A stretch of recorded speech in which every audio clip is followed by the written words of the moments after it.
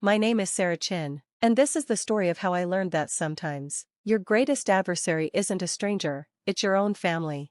For a decade, I poured my heart and soul into our family's small tech business, transforming it from a struggling repair shop into a $50 million enterprise. But success doesn't always bring people together. Sometimes, it breeds jealousy, even among those who should be celebrating with you. I still remember when it all began. Back then, our company was nothing more than a modest computer repair shop in a strip mall, Dad's pride and joy, even though it barely scraped by. My sister, Emma, was always the golden child, the straight-A student, the one who went to an elite business school, while I stayed behind, studying computer science at a local college and helping Dad keep the shop afloat. "Sarah, you're wasting your potential here," Emma would say on her rare visits home. "You could do so much more." But I saw something in that little shop that no one else did: potential. While Emma studied theoretical business models, I was learning real-world programming and spotting gaps in the market.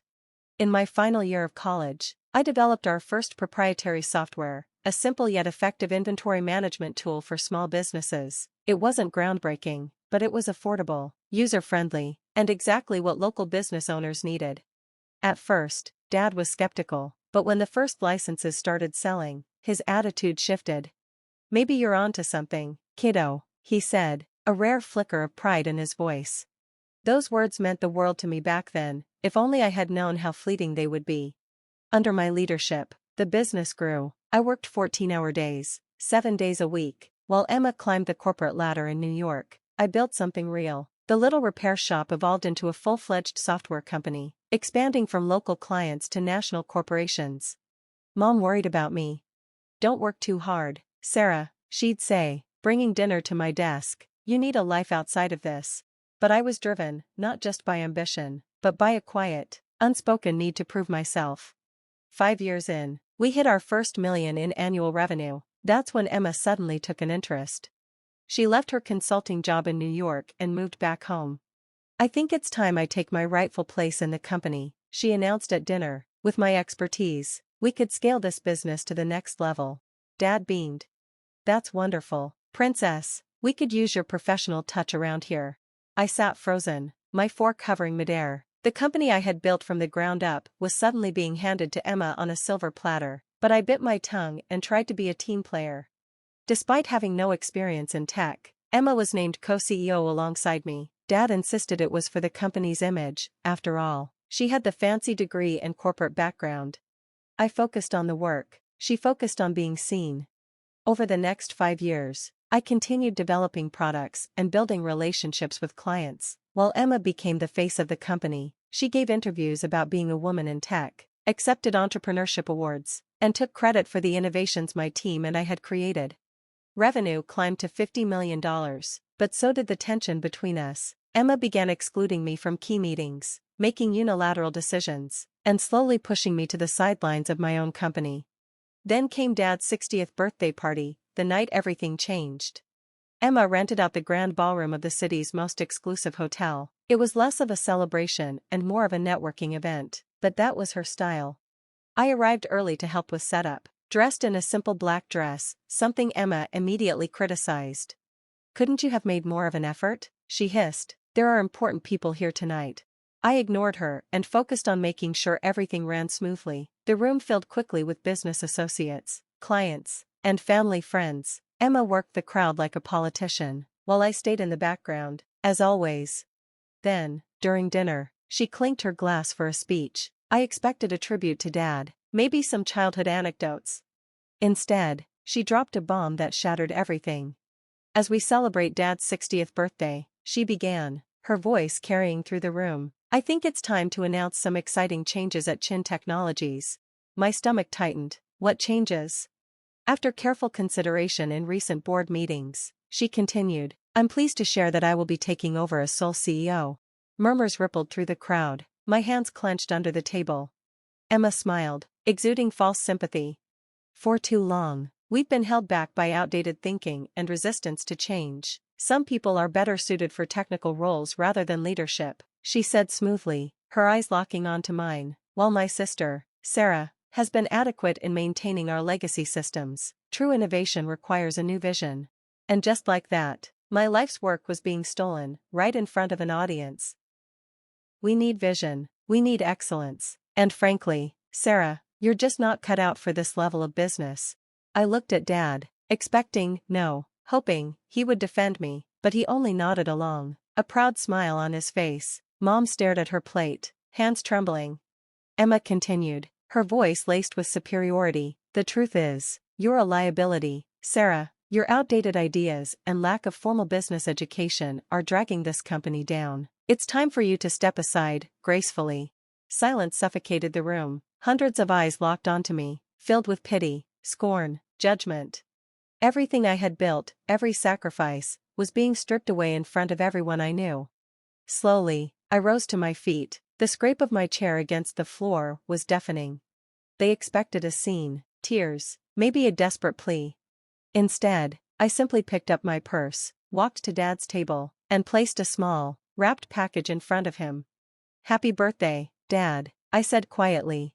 Then, without another word, I walked out of the ballroom, head high, leaving behind the whispers, the stares, the smug satisfaction on Emma's face. But she had made one crucial mistake. She thought she had won. That night, surrounded by awards and patents bearing my name, I made a decision. Emma had no idea what was coming. Tomorrow would be interesting. The next morning, I arrived at the office early. At precisely 9 a.m., Emma waltzed in with Dad at her side, both wearing triumphant smiles.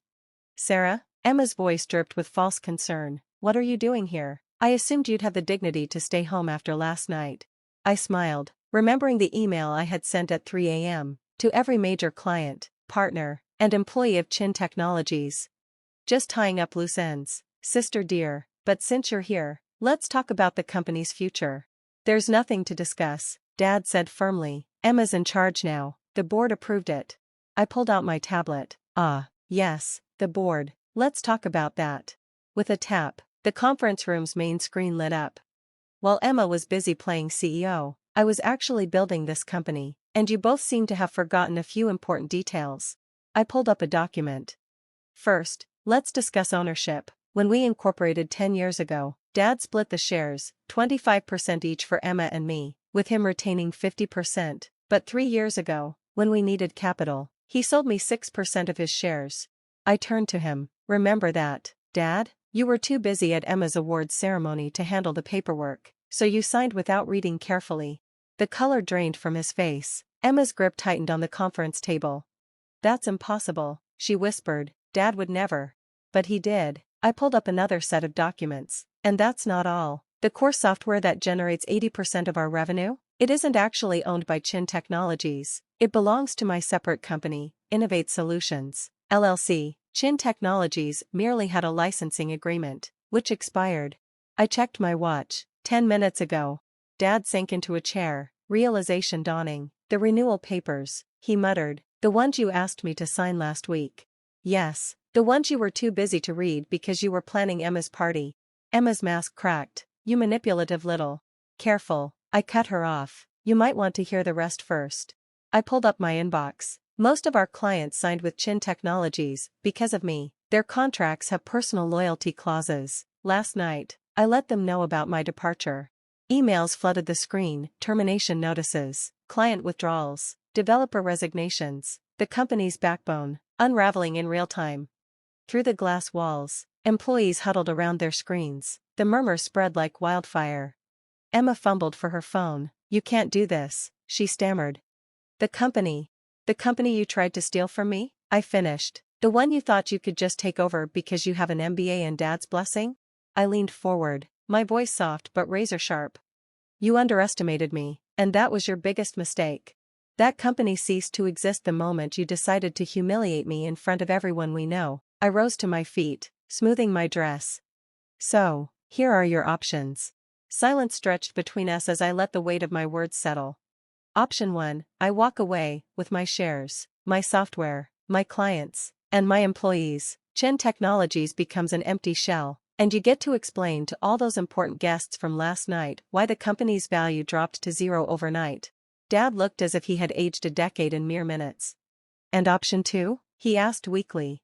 "Option 2, you both resign. I take full control of Chin Technologies. You keep your shares as silent partners, dividends, no decision-making. Emma gets a generous severance package and a glowing reference, for a job far from here. Emma's face turned a deep, splotchy red. You planned this all along, didn't you? She hissed. You were just waiting for the right moment to stab us in the back. I laughed, a cold, humorless sound.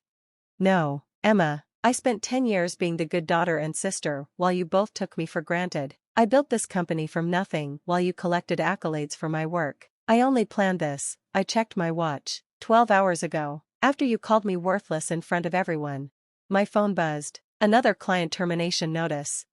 Time's running out, I said coolly. What's it going to be? The next hour blurred with contracts, lawyers, and signatures. By noon, I sat alone in my office, staring out over the city. Chin Technologies was mine. Yet, victory felt hollow. Family lay in ruins, trust shattered like fragile glass. That evening, Mom visited, her eyes red from crying. Did it have to end this way? She asked softly. I exhaled slowly. They gave me no choice, I said, voice steady. They would have taken everything and discarded me without a second thought. She nodded, understanding but mourning. And now? I turned my screen toward her, revealing the plans I had held back, expansions, innovations, new markets. Now, I said, determination burning in my chest, I build something even bigger, but this time, I do it without carrying people who see me as worthless.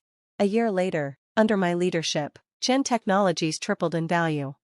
Emma took a job at a Silicon Valley startup, humbled, maybe wiser. Dad retired, finally realizing his golden child had nearly destroyed his legacy. We see each other at holidays, exchanging polite pleasantries that hide wounds too deep to heal. Sometimes, late at night, I flip through old family photos, feeling a pang for what we lost. But then I remember that night, the look of disdain on Emma's face, the way Dad nodded along. Respect is earned, not given. They learned that lesson too late. And I learned that the ones dismissed as worthless are the ones to watch, because we know how to build from nothing. And we know exactly how to take it all back. My story spread through business circles, a cautionary tale about underestimating the wrong person. At industry events, I hear the whispers. That's Sarah Chen, the one who. They never finish the sentence. They don't have to. Last week, I was invited to speak at Emma's business school graduation. The topic? Hidden strengths, the power of underestimated leaders. I accepted with a small smile, already planning my speech. After all, I have quite a story to tell. Chin Technologies continues to thrive under my leadership. But more importantly, I've found peace. Because sometimes, the best revenge isn't destruction. It's rising so high that those who doubted you can't help but see their own mistakes. As I sit in my office, overlooking the city, I remember something my mother once told me. Success is the best revenge, but wisdom is knowing when to stop seeking revenge and start seeking growth. She was right. I've moved past revenge. Now, I build. And that birthday present I never gave Dad, a photo album of the company's journey, it still sits in my desk drawer. Maybe one day, when the wounds have faded enough, I'll finally give it to him. Until then, it remains a reminder. The underestimated are the ones who rise the highest. And I refuse to be underestimated ever again.